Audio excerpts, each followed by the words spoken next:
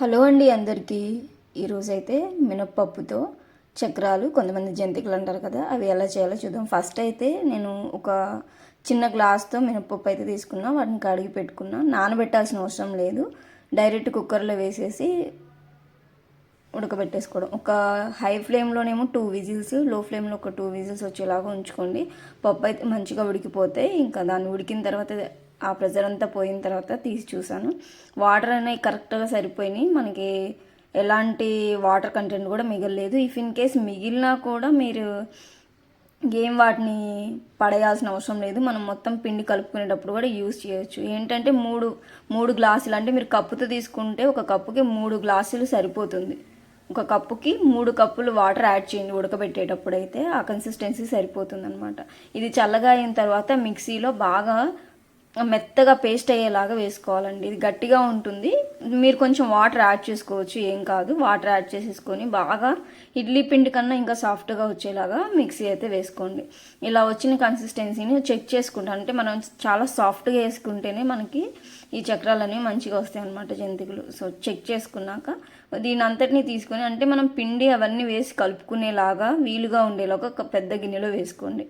వేసుకున్న తర్వాత ఈ కన్సిస్టెన్సీ అంతా, అంటే మనం దీనిలో బియ్యం పిండిని కూడా యాడ్ చేయాలి. అది ఏంటంటే కొలతలు, మీరు ఒక గ్లాస్తో తీసుకుంటే, నేనైతే ఒక గ్లాస్తో తీసుకున్నా కాబట్టి 3 కప్పుల వరిపిండిని యాడ్ చేశాను.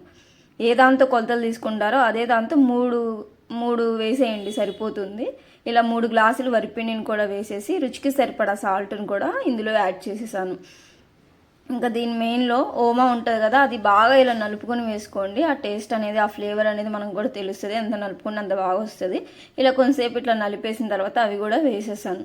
ఇంకా దీంట్లో నువ్వులు కొంతమంది ఇష్టపడతారు, కొంతమంది ఇష్టపడరు. ఇష్టం లేని వాళ్ళు స్కిప్ చేసేసేయండి. నేనైతే నువ్వులు కూడా ఇందులో యాడ్ చేసుకున్నాను, ఒక 2-3 స్పూన్స్ అలా యాడ్ చేసుకున్నాను. తెల్ల నువ్వులు ఉంటాయి కదా, అవి వేసిన తర్వాత వాటర్ వేయకుండా ఫస్ట్ అయితే మనం మినప్పిండిలో అయితే తడి ఉంటుంది కదా, ఆ పిండిలో ఇదంతా కూడా కలిసేలాగా మొత్తం ఇలా మీరు కదిపేసుకోండి. మొత్తం ఈ వరిపిండి ఏదైతే ఉందో ఆ పిండిలో మొత్తం కలిసేలాగా వాటర్ యాడ్ చేయకుండా మొత్తం ఇలానే గట్టిగా కలిపేసేయండి అనమాట. ఆ తర్వాత వాటర్ ఎన్ని పడతాయో చూసుకొని మనం కొంచెం కొంచెంగా యాడ్ చేసుకుంటే సరిపోతుంది. ముందే వేసుకునేటప్పుడు పెద్ద గిన్నెలో వేసుకోండి, కలుపుకోవడానికి కూడా మనకి ఈజీగా ఉంటుంది. వాటర్ యాడ్ చేయకుండా కలిపితే ఇలా వచ్చిందనమాట. సో దీంట్లో కొంచెం కొంచెంగా వాటర్ యాడ్ చేసుకుంటూ చాలా సాఫ్ట్గా వచ్చేలాగా కలుపుకోండి. అప్పుడే మనం చక్రాలు అనేవి ఒత్తడానికి, ఇలా మనం ప్రెస్ చేస్తాం కదా, అప్పుడు మనకి పడడానికి గట్టిగా ఉంటే చాలా బలంగా ప్రెస్ చేసినా కూడా అవి పడవన్నమాట.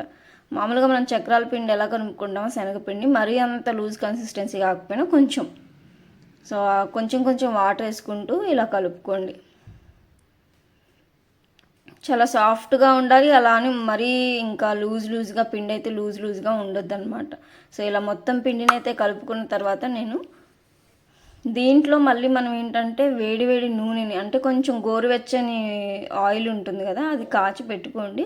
గోరువెచ్చగా అయిపోయిన తర్వాత, అంటే చక్రాలు మనకి గుల్లగా అనేవి, అంటే కొంచెం క్రిస్పీగా రావడానికి ఆయిల్ కొంచెం సరిపోతుంది అనమాట. కొంచెం యాడ్ చేసుకుంటున్నా, ఎక్కువ యాడ్ చేసుకోవద్దు, వెంటనే చేతులు పెట్టొద్దు. కొంచెం సైడ్ నుంచి ఆ పిండిని అంతటిని మధ్యలోకి వేసుకొని అలా కలిసిన తర్వాత ఇంక నేను చేతితో తిప్పేసాను, ఎందుకంటే వేడిగా ఉంటుంది కదా ఆయిల్ అయితే. సో ఇది మొత్తాన్ని కూడా ఇలా కలిపేసుకొని, కొంచెం ఆయిల్ వేసిన తర్వాత మనకు అనేది కొంచెం ఇంకా సాఫ్ట్గా అవుతుందన్నమాట. సో ఇలా మొత్తానికి ఇలా కలిపేసి పెట్టుకున్నాను. కొంచెం లైట్గా వాటర్ అలా చల్లేసుకొని పైన మరీ అంత ప్రెస్ చేయకండి, జస్ట్ అలా చల్లేసుకొని దాన్ని మూత పెట్టేసి పక్కకు పెట్టేసాను. ఈలోపు బాండి పెట్టి అందులో కొంచెం ఆయిల్ వేసి అది హీట్ అయిన తర్వాత ఇలా చక్రాల గిద్దల్లో నేనైతే వేసుకుంటున్నా.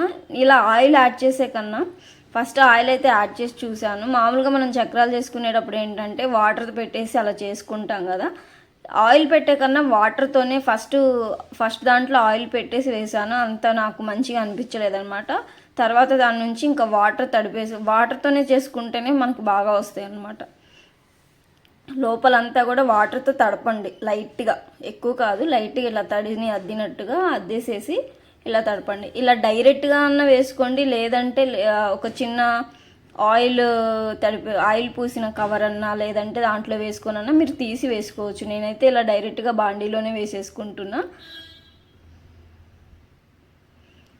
మనం పెద్దవి అన్నా వేసుకోవచ్చు, లేదా మనకి మీడియం సైజు చిన్నవి కావాలన్నా కూడా అలా కూడా వేసుకోవచ్చు. ఇలా ఎడ్జ్కి వచ్చిన తర్వాత కొంచెం మనకి సైజు సరిపోతుంది అనుకుంటే తీసేసి అలా వేసుకోవడమే. ఇంకా నేనేంటంటే ఇంకా తర్వాత నుంచి వాటర్తో తడిపాను అనమాట. సో చూసారు కదా, కొంచెం బెటర్ అనిపించింది. సో వాటర్తోనే తడుపుకోవటమే బెటర్ అనమాట. సో ఈజీగా మనకి ప్రెస్ చేయడానికి కూడా అవుతుంది. సో ఈ విధంగా నేనైతే ఇవాళ జంతికలు, మేమైతే చక్రాలని అంటాం, వీటిని ఇలా వేసేసుకున్నాము. చాలా చాలా బాగా వచ్చినాయి, చాలా క్రిస్పీగా మంచిగా త్వరగా ఉడికిపోయినాయి అన్న ఫీల్ అయితే వచ్చింది. మినపపప్పుతో ఫస్ట్ టైం నేనైతే చేశాను, చాలా బాగా వచ్చినాయి. నచ్చితే మీరు కూడా ట్రై చేయండి, ఎలా ఉందో కూడా కామెంట్ రూపంలో తెలియచేయండి. లైక్ చేయండి, షేర్ చేయండి, సబ్స్క్రైబ్ చేసుకోవడం అసలు మర్చిపోకండి.